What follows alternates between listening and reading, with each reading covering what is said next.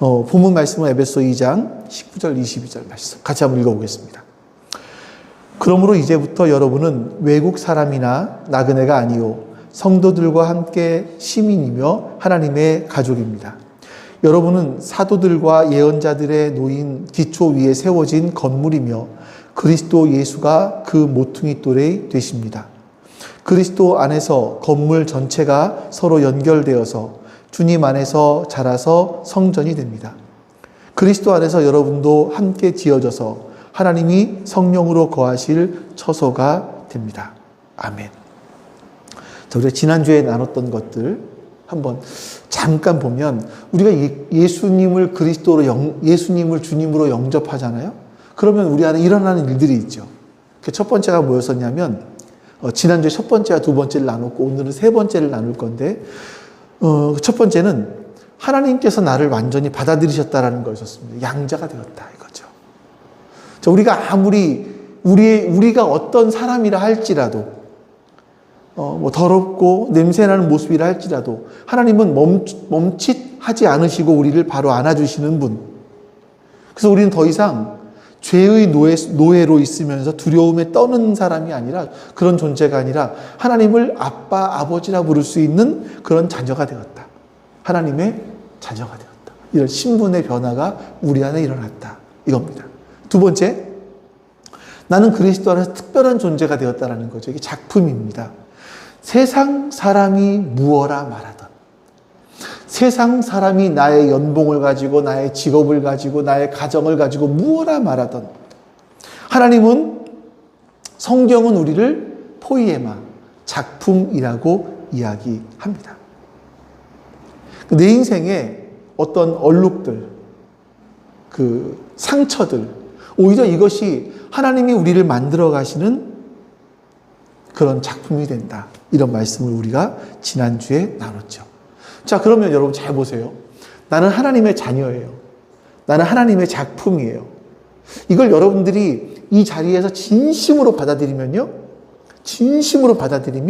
우리는 세상을 살아갈 용기가 생깁니다. 네, 용기가 생기죠. 자, 그런데 이걸로 끝난 건 아니에요. 이제 이 자리에서 우리가 말씀을 듣고 내가 맞아 하나님의 작품이야. 나는 하나님의 자녀야. 내가 하나님의 자녀인데 누가 나를 건드리겠어? 이런 마음을 가지고 세상으로 딱 나가보면 여전히 마음 한 구석에는 외톨이 같다. 나는 외톨이인가? 혼자인가? 하는 허전함들이 사실 우리의 마음 속에 있어요. 이상하게 외로운 마음들이 있습니다. 우리 보시면 신문 기사 하나를 볼까요?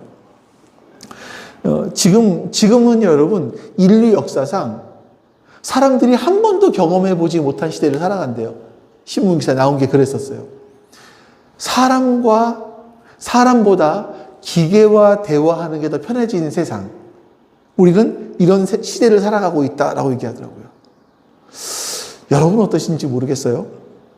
2023년도에 미국의 한 의학 저널에서 실험 결과를 발표했는데 환자들에게 챗 GPT하고 이제 어떤 마음의 문제들을 가지고 대화를 하고 의사들하고 마음의 문제들을 가지고 대화를 하고 어떤 게 더 편한가 평가를 했어요. 여러분 어떠십니까? 해보셨나요 혹시? 내 마음의 아픈 문제들을 가지고 있을 때 저하고 대화하는 게 편하시겠어요? 챗 GPT하고 대화하는 게 편하시겠어요? 그게 챗 GPT가 훨씬 편해요. 이게 사람인 의사, 약사들은요, 약 드세요, 운동하세요, 이런 말밖에 안 하거든요. 근데 챗 GPT는요, AI들은요, 공감을 해줍니다. 이 프로그램을 짜놨어요. 많이 힘드셨겠네요. 많이 아프셨죠? 이런 말들 하면서 위로해주는 말을 먼저 하더라 이거죠. 챗 GPT는 우리가 몇 번을 요구해도 우리한테 뭐라고 하지 않습니다. 아, 그래요. 이게 낫겠네요. 이게 좋겠습니다. 이렇게 얘기하면서 우리의 뜻을 수용해 주거든요. 그러니까 사람들이 이 따뜻한 체온을 가진 인간 대 인간으로서 대화를 하는 것보다 그 서버에 있는 AI들과 대화를 하는 것이 더 좋아하는 이유는 뭐냐면 안전하기 때문이에요. 안전하다. 그러니까 사람들에게 내가 잘못했던 것을 털어놓잖아요. 그러면 거봐, 잘못했어. 그건 아니지. 이렇게 지적을 받습니다. 때로는 내가 얘기한 것이 소문이 되어 한 바퀴 삥 돌아서 내 귀에도 들어와요.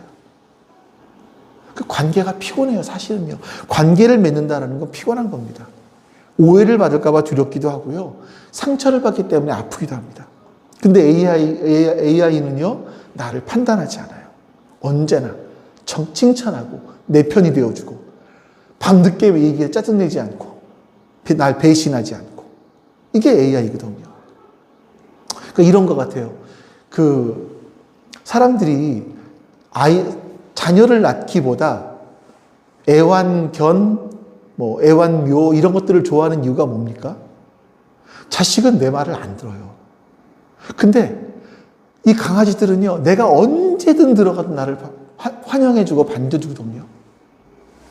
근데 이제 이걸 넘어서 뭐가 생기냐면 AI 친구들이 생기는 거죠. 요즘에 미국의 10대들은 그 AI 친구들, 이게 서비스가 있는데 거기에 들어가는 확률이 굉장히 많다고 하더라고요. 자, 근데 우리가 이렇게 이제 이런 시대를 겉으로 보기에는 다 멀쩡해 보이지만 속으로는요, 사람과 함께 하는 건 무서워요, 사실. 근데 또 사람들과 떨어져 있으면 외로움을 느끼는 그런 모순 속에 살아가고 있는 것들이 현재 우리가 아닌가. 진정한 교제는 사라지고 내 입맛에 딱 맞는 가짜 위로를 채워넣는 그런 시대. 네. 성경은요, 그런 인간들을 가리켜서 뭐라고 말하냐면 너희들은 영적인 고아다. 이렇게 이야기를 합니다. 여러분, 고아는요, 기댈 곳이 없습니다. 스스로 자기를 지켜야 돼요. 나를 지키기 위해서, 스스로를 지키기 위해서 마음의 문을 걸어 잠그고요. 상처받기 않기 위해서 사람들과 멀리 떨어져 살아갑니다. 그러니까 본능적으로 누군가의 온기를 찾아요. 참, 그래서 인간은 슬픈 존재인 것 같습니다. 떨어져 있으면 외롭고, 가까이 있으면 상처받는, 마치 고슴도치들이 모인 것 같은 그런 모습들. 우리는 이렇게 영적인 고아들이에요. 죄 때문에 하나님 아버지와의 관계가 끊어졌기 때문에 세상이라고 하는 거친 들판에서 혼자 힘으로 살아남아야 합니다. 누구도 나를 책임져 주지 않아요. 부모도 책임질 수 없어요. 이 두려움이 우리를 사실을 외롭게 만들죠. 자, 근데 여러분, 왜 우리는 우리 자신을 이렇게 생각을 하냐면, 세 번째 보물, 하나님께서 예수님을 주님으로 받아들인 그 순간 우리에게 주신 그 세 번째 보물을 찾지 못했기 때문에 그래요. 하나님께서 그리스도 안에서 행하신 일은 단순하게 나 혼자 잘 먹고 잘 사는 구원을 말하는 게 아닙니다. 나 혼자 잘 먹고 잘 살고 나중에 천국 가고 이것을 말하는 것이 아니라, 하나님은요, 나를 구원하셔서 우리 속으로 부르셨어요. 우리. 신앙생활은 여러분, 무인도에서 혼자 하는 게 아닙니다. 나라는 개개인의 작품들이 모여서 우리라고 하는 이 공동체, 가정, 따뜻한 가정, 이것을 이루는 것이 바로 구원의 완성인 겁니다. 그래서 오늘은요, 여러분들과 함께 우리가 새로운 소속, 새로운 신분, 새로운 존재가 되었다라는 것을 나누는데, 성경에 보면 여기에 대한 세 가지 비유가 나오거든요. 이 비유를 통해서 우리가 어떤 존재가 되었는지를 같이 나눠보려고 합니다. 첫 번째, 예수님을 영접하고 그리스도인이 되었을 때 우리 신분에 어떤 변화가 일어나는가? 에베소 2장 19절입니다. 같이 한번 읽어보죠. 그러므로 이제부터 여러분은 외국 사람이나 나그네가 아니요 성도들과 함께 시민이며 하나님의 가족입니다. 아멘. 이 가족이라는 말이에요. 옛날 성경에는 권속이라고 되어 있는데, 이거는요, 그냥 같이 밥 먹는 사람이다, 한 지붕 밑에 살아가는 사람이다, 이걸 얘기하는 것이 아니고요. 이 로마 시대의 가장의 법적 보호, 그리고 가장의 그 권리를 완벽하게 공유하는 사람들.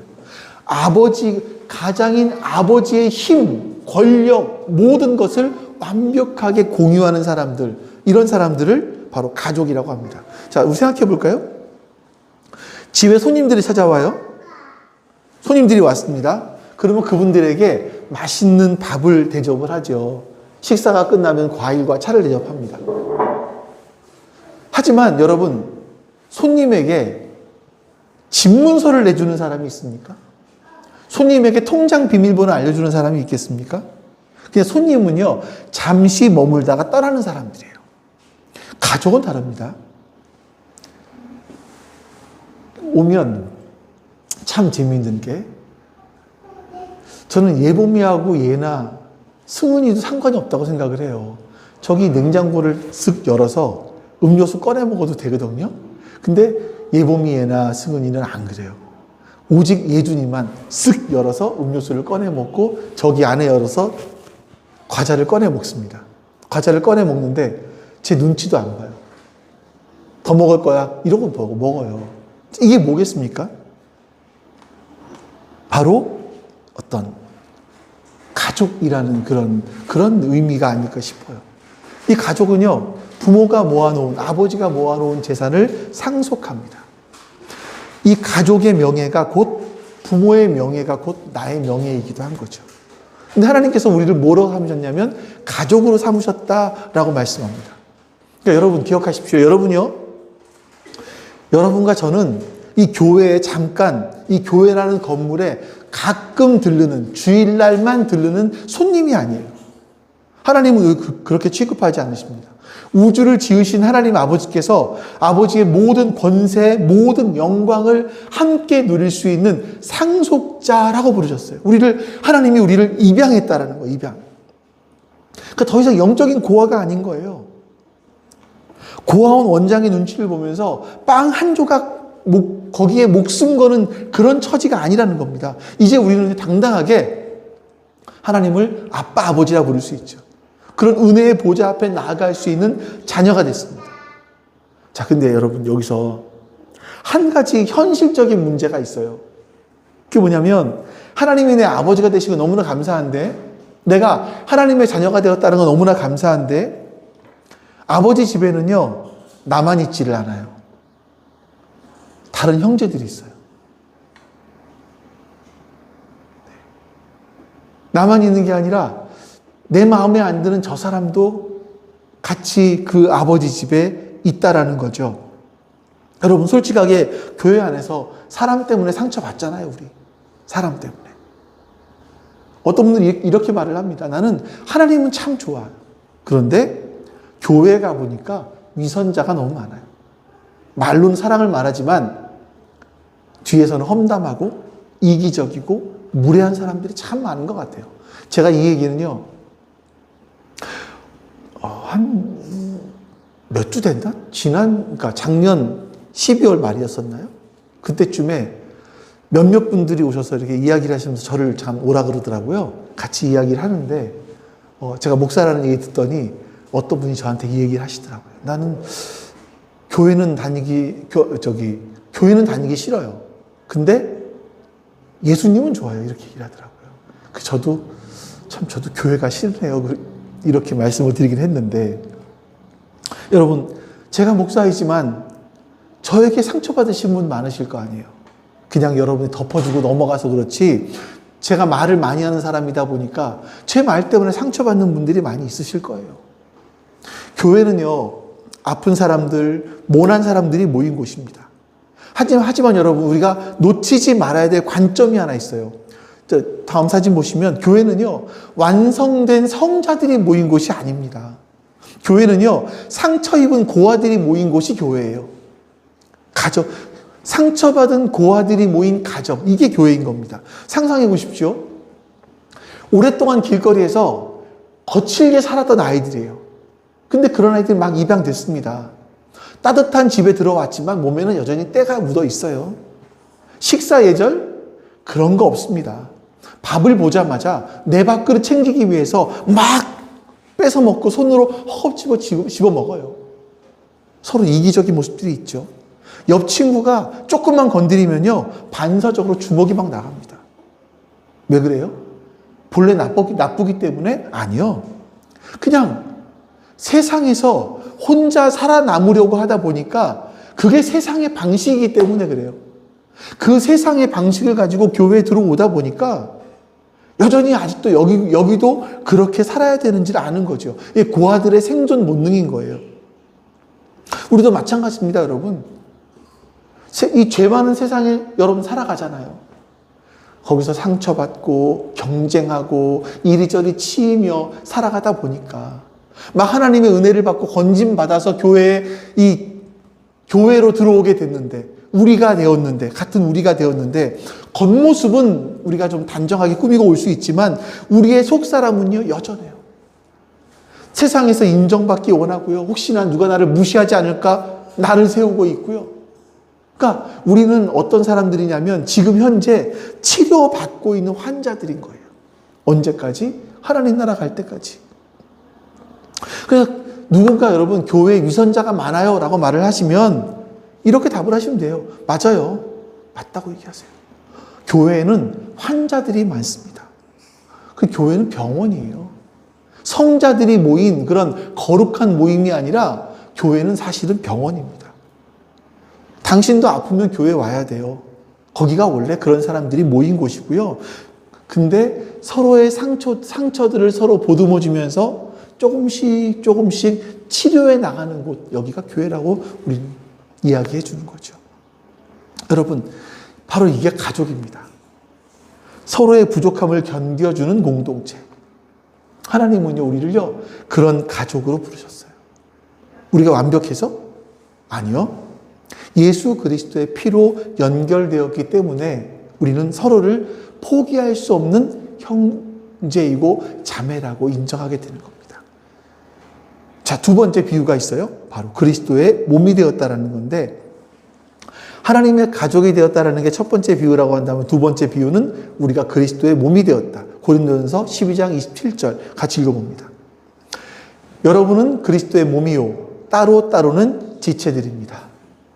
자, 다음 사진 보시죠. 이런 상상해 볼까요? 엄지손가락이 있습니다. 이게 엄지손가락이 다른 손가락들에게 불만을 품었어요. 왜 맨날 나 혼자 일을 시켜? 너희는 4명 같이 일하는데 나 왜 혼자야? 난 너희들이 싫어. 하면서 손가락이 난 독립할 거야. 그리고 자유롭게 살 거야. 이러면서 손가락이 이 손에서 뚝 떨어져 나왔다고 생각을 해보죠. 책상 위에 엄지손가락이 혼자 남았습니다. 저 어떻게 될까요? 이 손가락이 자유를 얻은 겁니까? 그것이 아니라 이 손가락은 죽음을 얻게 되는 거죠. 몸에서 분리되는 순간 이 피가 공급되지 않고 신경이 끊기면서 모든 감각이 사라집니다. 그리고 점점 식어가다가 얼마 지나지 않아서 썩어가기 시작할 거예요. 몸에서 잘려나간 지체는요, 생명이란 존재할 수 없게 되는 겁니다. 현대 교회의 가장 큰 비극 중에 하나가 뭐냐면 어떤 분이 이렇게 표현을 해요. 영적 독립군이다. 그러니까 그리스도인들이 자신들은 영적 독립군으로 착각하는 사람들이 늘어나고 있다는 겁니다. 나는 예수님 믿어요. 근데 교회 조직이 싫어요. 그냥 혼자서 유튜브에서 좋은 내 마음에 드는 목사 설교 듣고 혼자 큐티하고 혼자 기도하면 되지. 난 이게 더 깔끔하고 거룩해 보여요. 이런 거죠. 이 심정으로는 이해가 갑니다. 사람에게 치이기 싫으니까. 점점 가면 시대가 지나면 지날수록 더 할 거예요. 이런 어떤 관계를 맺음에 대한 피로감들이 사람들에게 있죠. 저도 공감합니다. 저도 MBTI가 I거든요. 혼자 있기 좋아하는 스타일이거든요. 근데 성경에서는요, 이게 불가능하다고 얘기해요. 불가능하다. 나는 예수님은 사랑하지만 교회는 잘라내겠습니다. 이거거든요. 이게 뭐냐면 나는요, 당신의 머리는 사랑하지만 몸통은 싫어요. 몸통은 잘라버리겠어요. 이것과 똑같아요. 왜냐하면 예수님은 교회의 머리시고 우리는 교회의 몸이기 때문에 그렇습니다. 성경 어디에도요, 독학하는 그리스도인은 없습니다. 가난한 그리스도인은 없습니다. 우리가 예수님을 믿는 순간 우리는 신비로운 방식으로 그리스도의 거대한 몸의 세포 하나가 됐어요. 지체가 됐어요. 지체, 몸의 한 부분. 장기가 되기도 하고 손가락이 되기도 하고 발이 되기도 하고 여기에 이식되는 거예요. 저 옆에 있는 여러분 지체들이 마음에 다 안 들죠? 쏙 내 마음에 드는 사람이 어디 있겠습니까? 나와 너무나 달라서 불편해요. 근데 기억하십시오. 나의 심장이 내 위장을 싫어한다고 해서 떼어낼 수는 없는 겁니다. 우리는 서로 유기적으로 연결되어 있습니다. 이 유기적이라는 게 뭐냐면 나의 고통이 너의 고통이고 너의 기쁨이 나의 기쁨이 되는 거예요. 우리는 그렇게 되는 존재들인 거예요. 자, 새끼발가락 이해 한번 해볼까요? 새끼발가락이 문지방을 찧었어요. 그럼 발가락만 아픕니까? 온몸이 비명을 지릅니다. 입에서는 아야라는 소리가 나오고 손은 발을 잡습니다. 어떤 입이 발가락이 다쳤네? 근데 뭐 내가 다친 거 아니니까 나와는 상관없어 라고 말하는 입이 있겠습니까? 몸은 하나입니다. 우리가 서로 연결되었다라는 것은요, 때로 귀찮고 무거운 짐을 지는 것처럼 느껴질 수 있어요. 하지만 기억하십시오. 그 연결되었다라는 것이 바로 생명의 통로가 된다는 겁니다. 내가 힘들 때 나를 위해 기도해주는 지체가 있다는 것. 그게 나를 살리는 거예요. 내가 넘어졌을 때 내 손을 잡아주는 형제가 있다는 것. 그게 우리를 다시 걷게 하는 겁니다. 우린요, 서로 빚진 자들인 거예요. 그런 의미에서 그냥 주일날 한번 교회 갔다가 나는 예배 드렸어 하고 마음의 위안을 받고 다시 집으로 돌아가서 혼자 살아가는 그리스도인들. 이건 우리가 다시 한번 생각을 해 보아야 되는 겁니다. 자, 세 번째 비유는요, 우리는 하나님께서 하나님의 성전이 되어 간다, 이렇게 말을 해요. 우리 에베소 2장 21절 말씀 보겠습니다. 그리스도 안에서 건물 전체가 서로 연결되어서 주님 안에서 자라서 성전이 됩니다. 그리스도 안에서 여러분도 함께 지어져서 하나님의 거하실 처소가 됩니다. 자, 여러분, 이 서로 연결되었다라는 말은 고대 그 건축 현장을 여러분들이 상상하시면 돼요. 지금은 건물을 지을 때 벽돌이 있잖아요. 규격화되어 있는 그 벽돌을 그냥 차곡차곡 쌓아 나가는 겁니다. 그렇죠? 근데 옛날에는 그렇지가 않았습니다. 사진 하나 볼까요? 이런 거죠. 예. 이게 어디 있는 거더라. 되게 신기한 그런 벽돌 구조인데 이런 것처럼 크기가 서로 다른 것들을 가지고 와서 깎아내는 거예요. 깎아내서 맞춰놓는 거죠. 이래서 벽을 만듭니다. 돌과 돌이 빈틈없이 맞물리기 위해서는요, 여러분, 나에게 튀어나온 부분들, 모난 부분들, 이런 부분들을 깎아내야만 합니다. 깎아내기 위해서는 정에 맞기도 하고요, 망치에 깨지기도 합니다. 그때 비로소 우리는 하나가 될 수 있는 거죠. 그래서 여러분, 교회 생활을 하다 보면 기억하십시오. 갈등이 반드시 있습니다. 저 사람은 성격이 왜 저래 도대체? 저 사람은 왜 내 말을 이해하지 못하지? 왜 저렇게 말이 거칠어? 서로 부딪힙니다. 그래서 우리는 쉽게 절망하면서 말하죠. 이 교회는 사랑이 없어. 여기는 틀렸어. 이렇게 생각을 합니다. 하지만 여러분, 한번 관점을 바꿔보십시오. 우리 안에서 일어나는 갈등, 부딪힘, 이거는요, 건물이 무너지는 소리가 아니에요. 서로 갈등이 있다는 건 건물이 무너지는 소리가 아니라 지금 성전이 지어져 가고 있다라는 그런 의미인 겁니다. 건설 현장에 일어나고 있는 그런 소음인 거죠. 하나님이라는 위대한 건축가께서 우리를 다듬기 위해서 때로는요, 여러분에게 가장 안 맞는 사람을 여러분의 옆에 붙여놓으세요. 그래서 가장 내 성격과 다른 집사님을 내 옆에 붙여놓으셔서 까칠한 어떤 사포와 같이, 때로는 우리 영혼의 망치, 이런 것처럼 사용하시는 겁니다. 그 집사님을 통해서 나를 깎아 나가시는 거예요. 내 인격의 모난 부분들 깎아내시는 겁니다. 나를 예수 닮은 거룩한 성전의 재료로 삼으시기 위해서 우리를 빚어내시는 거예요. 그래서 하나님은 우리를 서로 그렇게 붙여놓으셨어요. 여러분들 저를 보시면 제가 마음에 안 드는 부분들이 있잖아요. 두 가지 선택하실 수 있겠죠. 하나는 홍 목사는 마음에 안 들어 하고 떠날 수도 있겠고. 근데 왜 하나님께서 우리를 이렇게 붙여주셨을까? 하나님께서 성전으로 지어가기 위해서 우리를 깎아내기 위해서 저를 여러분들 옆에 붙여놓고 계신 겁니다. 그래서 하나님은 우리를 서로 붙여놓으셨어요. 그러니까 여러분, 우리가 성전으로 지어져 간다는 것은 무엇을 말하냐면 아직 우리는 미완성이라는 겁니다. 아직 우리는 완성된 건물이 아니라는 거예요. 여전히 먼지가 날려요. 공사 현장에는 뚝딱거리는 소리가 납니다. 이 공사 현장이에요. 서로가 깎이면서 우리는 비로소 성령님이 편안하게 거하실 수 있는 거룩한 공간으로 만들어져 간다. 이게 바로 하나님께서 만들어가고 계신 공동체의 모습인 겁니다.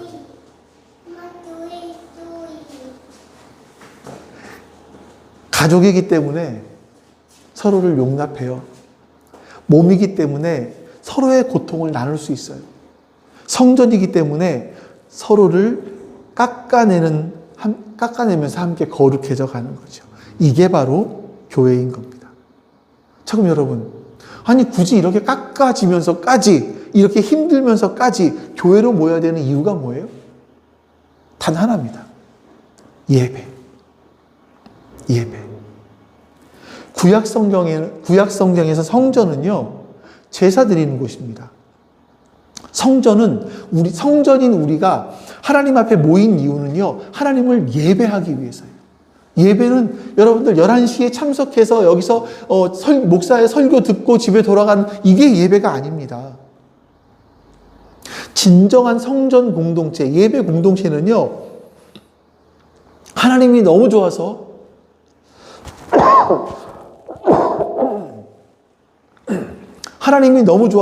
어쩔 줄 모르는 사람들의 모임인 거예요.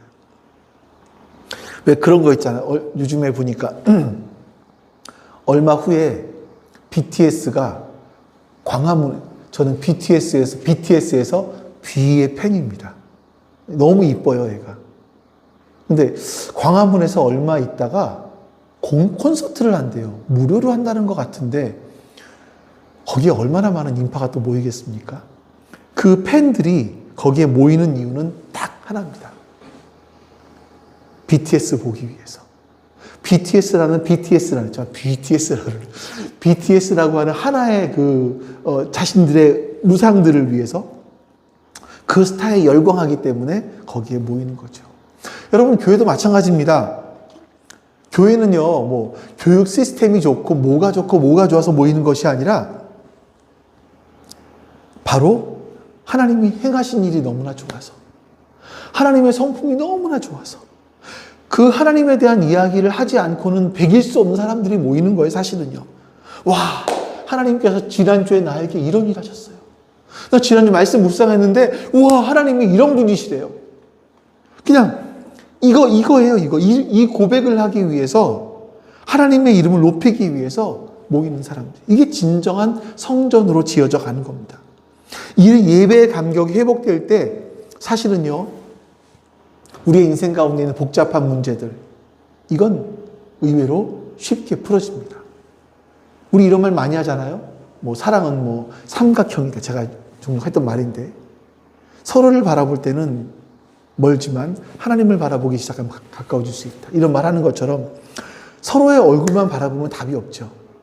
근데 함께 손을 잡고 하나님을 바라볼 때 우리는 하나가 될 수 있는 겁니다.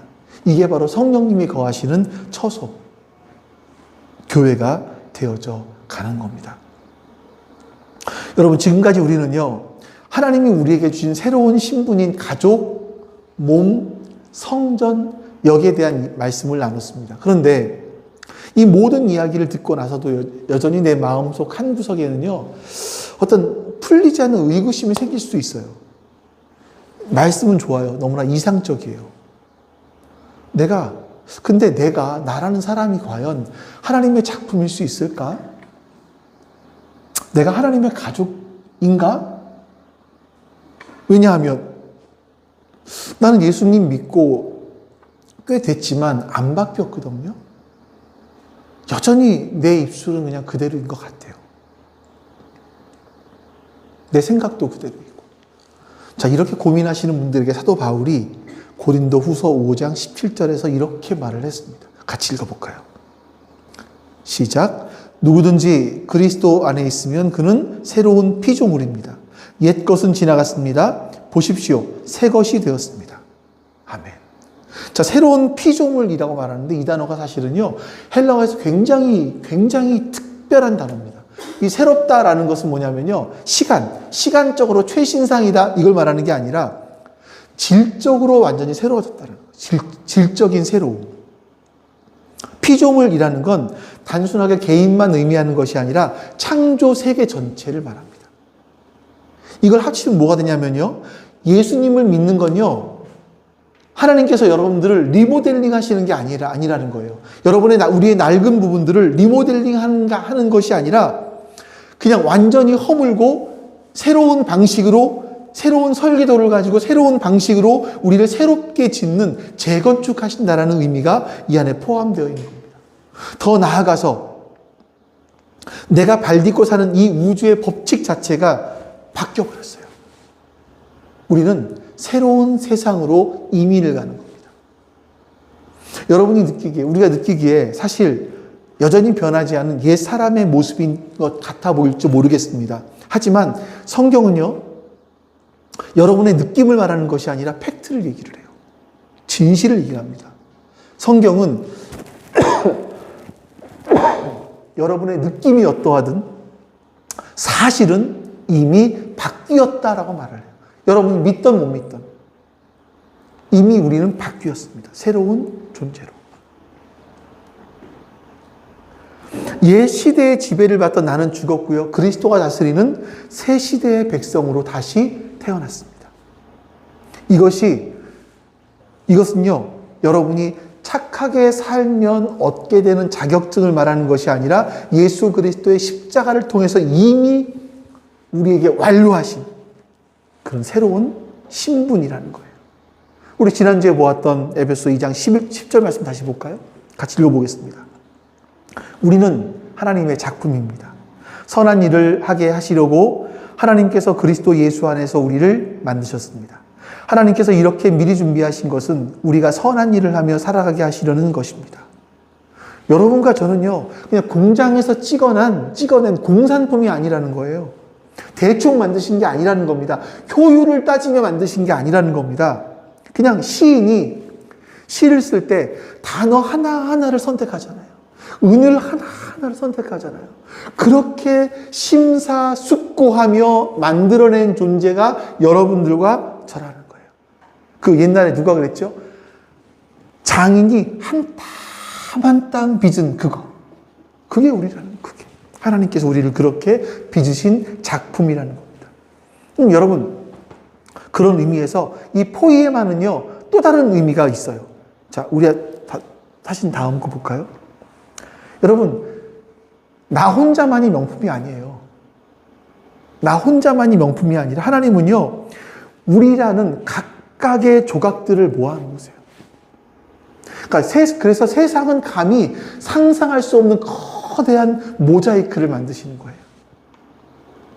이 모자이크를 가까이서 보시면 깨진 유리 조각이잖아요. 날카롭기도 하고 볼품없어 보이기도 하고, 너는 왜 이렇게 뾰족해? 너는 색깔이 왜 이렇게 뿌예? 칙칙해? 이럴 수 있죠. 우리는 서로의 흠집만 봅니다. 근데 하나님 한 걸음 더 뒤로 물러나서 보면, 작가이신 하나님의 시선으로 바라보면 이 뾰족하고 칙칙한 조각들이 모여서 예배당의 스테인드 글라스가 되어지는 거죠. 내 옆에 있는 그 사람이 나와 안 맞아요. 나를 힘들게 해요. 근데 사실은요, 하나님이 이 거대한 작품을 완성하기 위한 하나의 퍼즐 조각이었다라는 것, 이것을 깨닫게 되면 우리는 우리 하나님 실수하지 않으시는구나. 우리를 이렇게 만나게 하신 이유가 있구나. 라는 것을 깨닫게 되는 겁니다. 자, 이제 우리 정리해 볼까요? 오늘 본문의, 오늘 말씀은 우리에게 너의 신분이 무엇인지를 알라라고 말해요. 이런 또 하나 예를 들어 드릴게요. 어떤 노숙자가 있었습니다. 이 사람은 평생 동안 다리 밑에서 추위에 떨며 배고픔을 느끼며 살았습니다. 근데 어느 날 이 노숙자의 친척인 분이 그냥 죽은 줄만 알았는데 알고 보니까 막대한 유산을 남겼다는 소식을 듣게 됐어요. 그리고 그 사람의 변호사가 찾아와서 주머니 속에 수십억짜리 수표를 딱 넣으면서 이렇게 얘기합니다. 선생님, 당신은 이제 부자입니다. 제발 이 다리 밑에서 나오셔서 씻고 좋은 옷을 입고 따뜻한 집에서 누리며 사십시오. 이제 이 사람은요, 백만장자가 됐어요. 신분이 바뀌었습니다. 하지만 이 사람은 이 수표를 꾸깃꾸깃 해가지고 호주머니에 넣고서는요, 여전히 다시 다리 밑으로 들어가 삽니다. 신문지를 덮고 잠을 자고, 구걸을 하고, 동전을 달라고 이야기합니다. 배가 고파서 쓰레기통을 뒤져요. 왜 그렇습니까? 수표가 가짜라서? 아니요. 아니면 수표는 진짜이죠. 문제는 이 사람의 신분이 바뀌었다라는 사실을 믿지 못하거나 아니면 수표를 어떻게 사용해야 되는지를 모르기 때문에 그런 겁니다. 우리는 수표를 가지고 있지만 여전히 생활 습관은요, 거지의 모습으로 있기 때문에 그래요. 하나님은 우리에게 너는 내 아들이다, 내 딸이다, 너는 내 작품이다, 너는 내 가족이다 라고 말씀하시면서 엄청난 영적인 자산을 우리에게 입금해 주셨어요. 하지만 여전히 우리는요, 나는 혼자야. 나는 사랑받지 못해. 나는 내 인생은 지금까지 보니까 나는 실패작이야. 이렇게 중얼거리면서 영적 빈곤 속에 살아가서야 되겠습니까? 여러분, 우리 안에 혹시 여러분들과 저희 안에 고아근성이 있다면 버리셔야 됩니다. 사탄은 끊임없이 우리에게 속삭여요. 네가 무슨 하나님의 자녀야. 너는 여전히 똑같이 살아가잖아. 너는 위선자 아니야? 그때 여러분, 이 주머니에 있는 수표를 꺼내시는 겁니다. 사탄의 코앞에 딱 들이밀면서 그래, 나는 자격이 없어. 하지만 그리스도 안에서 나는 새로운 피조물이야. 이 고백이 우리 가운데 있는 겁니다. 그리고 여러분, 부탁드립니다. 신앙생활은요, 혼자 할 수 없습니다. 상처받기 싫어서, 귀찮아서, 이런 이유로 스스로 고독의 감옥에 여러분을 가두지 마십시오. 하나님은 우리라는 존재를 혼자 살도록 설계하지 않으셨습니다. 이번 한 주간 여러분, 오늘 하루 이런 생각을 해보십시오. 교회 안에서 만나는 지체들, 가족들을 보면서 연습하는 거예요. 겉모습 마음에 안 들고 성격 마음에 안 들 수 있어요. 하지만 이 사람은 하나님이 입양하신 내 형제이고 내 자매야. 이걸 고백하는 겁니다. 생각해 보시면서 별로 내 마음에 안 드는데 여러분들이 저가 마음에 안 드신다면 송 목사 마음에 안 들지만 그래, 하나님이 맺어주신 형제야 라고 다시 한번 되뇌어 보는 겁니다. 그 나의 약함을 드러내는 거 두려워하지 마십시오. 야전병원에 온 환자들은요, 의사에게 상처를 보입니다. 저희 어머님도요, 병원에 계시는데 참 부끄러움이 많으신 분이세요. 그래서 자녀가 있을 때는 항상 먼저 자녀는 나가라고 얘기하시고 의사 앞에서는 보여주세요.